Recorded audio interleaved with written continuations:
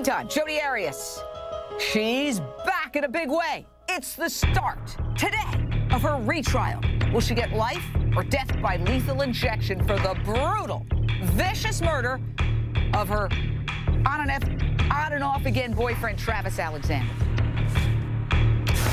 State of Arizona versus Jodi Arias. Lots of blood. Count 1.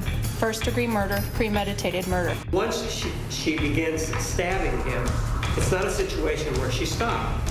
She killed him 3 times over. Oh, holy night, the stars are brightly shining. I wouldn't use obsession. It was a two-way street. Caused the death of Travis V. Alexander. First-degree murder, guilty. I guess. I don't know. No, there's no guessing here now. You introduced me to KYs, you know that? Shining. This is It's all coming back, and it's bigger than ever. Tonight is Jodi Arias' life flashing before her eyes. It's day 1 of the convicted killer's retrial, and the case has already hit a major roadblock. One potential juror after another is saying, no, we made up our minds. We cannot be impartial. Jodi was convicted of murdering her lover, Travis Alexander, in horrific fashion. 30 stab wounds, a bullet to his head, his throat sliced ear to ear, all the way down to his spine.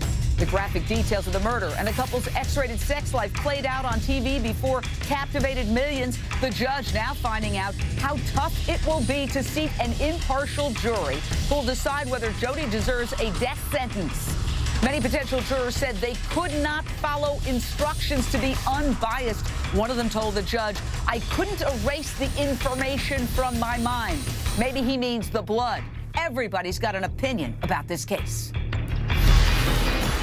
Yeah. 911 emergency. A friend of ours is dead in his bedroom. State of Arizona versus Jodi Arias. Lots of blood. Count 1. First-degree murder, premeditated murder. Jodi was Travis's dirty little secret. Has he been threatened by anyone recently? Yes, he has. I wouldn't use obsession. It was a two-way street. Caused the death of Travis V. Alexander. You know, I need to be honest, and the evidence is very compelling, but none of it proves that I committed a murder. I want to go straight out to Dave Hall, a good friend of the victim, Travis Alexander. This is already a frustrating experience.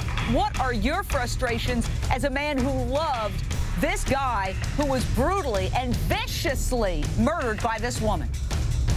Well, it is frustrating to be going back through this whole scenario again. And, you know, it conjures up frustrations at the previous jury because they deliberated for only 13 hours before throwing in the towel and saying, you know, we just can't make this work. And now here we are 17 months later, still many more months to go, millions and millions of dollars spent during this time to make one decision. I think they should have put in a little bit more time and finished the job the first time. Well, Wendy Murphy, former prosecutor, all it takes is one person. In the last case, when she was convicted and then they deliberated whether she'd live or die, it was 8 to have her killed and 4 against. But in this go-round, all they need is 1. And we know statistically it is harder to put a woman to death. Since 1976, only 14 women have been executed in America versus 1,300 men. Yeah, I mean, I don't particularly like the death penalty, but I don't like sexism either, even when it works to the advantage of women who don't deserve it. It's just not right. Look, I don't think any juror is going to be able to say, I don't have strong feelings about this case. The question they should be asked is not, do you have feelings? It's, did you have an erection during the first trial? That's really the problem here. No, look, I'm serious. What do you mean by that? What do you mean by that? Look at the erotic nature of the trial, what I called the frenzy in the boxers, the fact that she was playing to the pornography of the jury, that a lot of the guys couldn't quite vote to kill her because they couldn't think of killing their favorite porn star. That's a problem in this case. Wendy, that's ridiculous. That's ridiculous. The good news is, just give Adam Thompson a chance to respond. Okay, finish, Wendy, and then we'll give Adam a chance to respond. Go ahead. My point is that the 2 advantages this time around are There won't be television, so she won't be hamming it up because she'll get no juice out of that, number one. And number two, because the question will be, did you kill with extreme atrocity or cruelty, it really doesn't matter that she was laying in bed, you know, and oral sex was going on. That's not going to be relevant this time around. Hallelujah. Right. You've made your point, Adam Thompson, attorney. Respond to this idea that somehow sex and the graphic nature of this trial made it impossible for male jurors to sentence her to death. I think that's nonsensical. Listen, you know, the bottom line is this. This is such a sensational case, and the facts are so horrific, and you have a personality like her. I said it around the first time of the trial. The fact that she was on the witness stand for so long, as good as a job as a prosecutor did cross-examining her, and I think we all agree on that, the longer people see someone, the overall horror of things start to take less and less effect, and you get a little numb to it. And I think that's what the problem is. And now, when we see the new jurors being brought in, there's not a person out there that hasn't been exposed to the media, or I'll say your fine book for that example, Jane, that paints such a clear picture of this case and the facts and the nature of it that everyone has an opinion, and it's a strong opinion. Well, so trying to find that small niche of a juror who will say, I know what happened, but I'm able to form an impartial opinion and base it on fact is going to be hard. I want to explore Wendy's theory for a second. How much will this new jury hear about the naked photos? Will they hear the phone sex tape again? Will they hear the X-rated text messages again? If it's anything like the first trial, there's going to be a lot of blush-worthy moments. And here's one for the record books. If you're a lucky boy and you promise to give me a good, well-deserved spanking, and then there's a period there, right? Yes. And then you also say, maybe you could give my ass a too much needed pounding too. Kidding, correct? Yes. You're kidding about the second portion, but not the first portion, correct? Yes. I mean, Dr. Cheryl Errett, there was a lot of, I have said it repeatedly. This case makes 50 Shades of Grey seem like an episode of The Waltons. I mean, does that, however, impact the ability of jurors, male or female, to say, you deserve to die? I think that the coverage, and we covered this coverage daily with this trial, having her on the stand like that, even though it was lurid and it was really gripping, I think people felt that they got to know her a little bit, even if they love to hate her. I think that it is very, very hard to kill somebody that you feel like you've gotten to know. And when people are talking about, can I be impartial, it's that much harder when you're coming in only for the penalty phase of this case. These are people who are not going in with the idea that maybe I'll have to be asked to make this life or death decision, maybe not, is for sure. Wendy Murphy. I disagree. I think it's going to be easier for them to vote for death because, number one, we heard a lot of stuff about her lies and manipulation, and the jurors are going to know that she isn't all what she was cracked up to be, that she put on a big act during the first trial. Then the truth came out that she was a manipulative piece of you-know-what. She comes You to don't end up on death row. You're wrong, Wendy. You're wrong. It's going to be a hung jury. It's going to be a hung jury or no final death. Hold on. Let's get predictions. One man. Let's get predictions, starting with Jordan Rose. You're an attorney in Phoenix. You know a lot of the key players that are litigating this case. What's your prediction? Prediction is they find an impartial jury, the jury that's not out seeking fame, and that's going to be hard to do because people see this tremendous upside with book deals and TV interviews afterwards, and it's going to be hard for these lawyers to flesh it out and make sure we don't get that guy or gal on the jury. And I predict that the defense is going to want as many men as humanly possible on that jury because they only need one to sort of fall in love with her or think that she, you know, might date him and save her from death. And if that's what happens, then I think she has life in prison. Well, let me go back to Dave Hall, friend of Travis Alexander. What do you and your buddies, and by extension the family of Travis, think about this possibility of all they need is one? All she has to do is connect with one juror.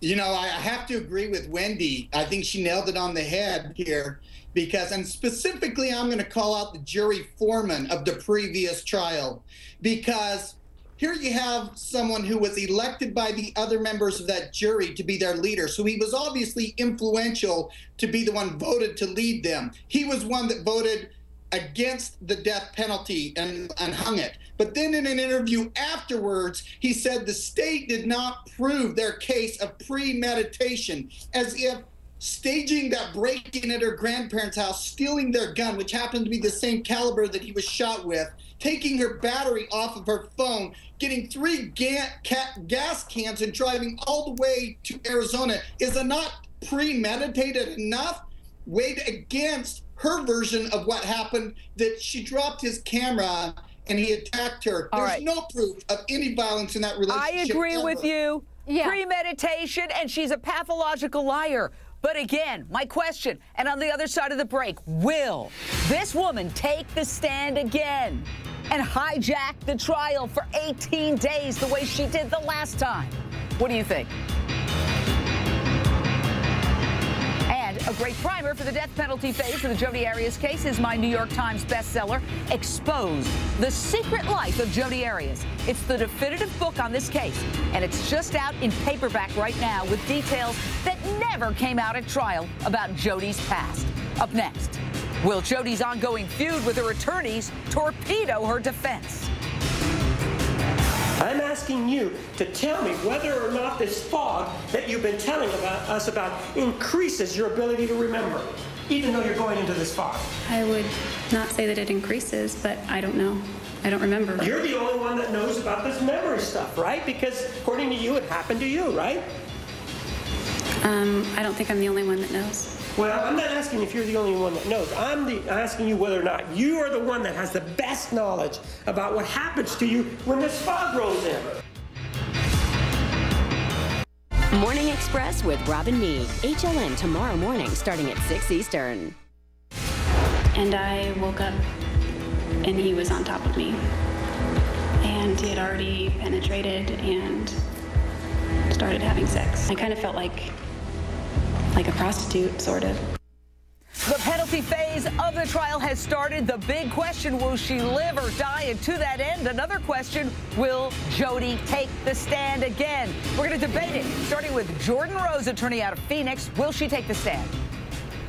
Jane, absolutely. She will take the stand despite pleas from her lawyer not to. She is such a narcissist. I mean, this is a woman a monster who wanted to represent herself. There's no way you could keep her off the stand. She thinks she has this incredible Jedi mind trick on men and jurors and the whole nation. And so she's going to use that.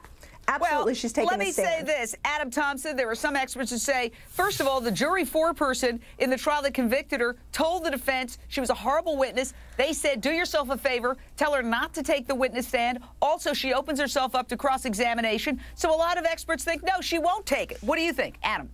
She's 100% going to testify for a bunch of reasons. First of all, even though her lawyers advised her not to, even though the jury foreperson said it probably hurt her more than helped, if she's really pathological and she likes to stage, she's going to do it for that reason, and despite the lawyers she wanted to fire. In her mind, she thinks, look, I was up there for 19 days or more, and with all that damage done, yeah, but ultimately, in this thing, it didn't work. With all the news and everything that surrounded it, she still wasn't found guilty in the death penalty phase of this. So, in her mind, she's going to do what she did before, hope it'll be successful, and get the same result. Let me clarify. She's guilty. This is to decide whether she lives or dies. Wendy. No, there's no way. I don't think she'll take the stand unless she has already been given permission to talk about oral sex and all that nonsense. That's the only thing that helped her at the trial, and if she's forbidden to do that this time, she gets nothing out of taking the stand, because then she looks even more like an ice-cold sociopath, where all she gets to talk about is, and then I sliced his neck, and then I stabbed him again 35 times. And make no mistake, the prosecution this time around will be laser sharp, not only with the vicious details of what she did, and she won't be able to escape, but with each and every lie she told the first time around. It would be brutal. I gotta she will go to the death penalty fast. I gotta go back to Dave Hall, wait, can I jump in? You know why you're wrong? You know why you're wrong, Wendy? You know why you're wrong? Because this judge doesn't want an appeal issue. He doesn't want an appeal issue to come up. So on all those issues, she's going to give Jodi Arias and her side I'm going to give Dave Hall the last word. Will she try to attack Travis's character again? 30 seconds. I absolutely believe she will. I guarantee you they didn't want her on the stand the first time around, but she didn't care. She took the stand.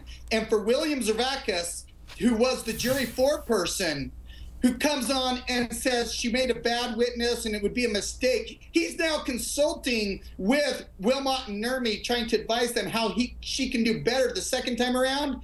He said she wasn't a good witness. Well, it worked good enough for him to vote not to give her death, so you got to look at the proof in the pudding. It worked. Gotta leave it right there. Great seeing you, Dave Hall. Nancy is next. When folks think about what they get from Alaska, they think salmon and energy. But the energy BP produces up here creates something else as well. Jobs all over America. Engineering and innovation jobs, advanced safety systems and technology, shipping and manufacturing. Across the United States, BP supports more than 250,000 jobs. When we set up operation in one part of the country, people in other parts go to work. That's not a coincidence. It's one more part of our commitment to America.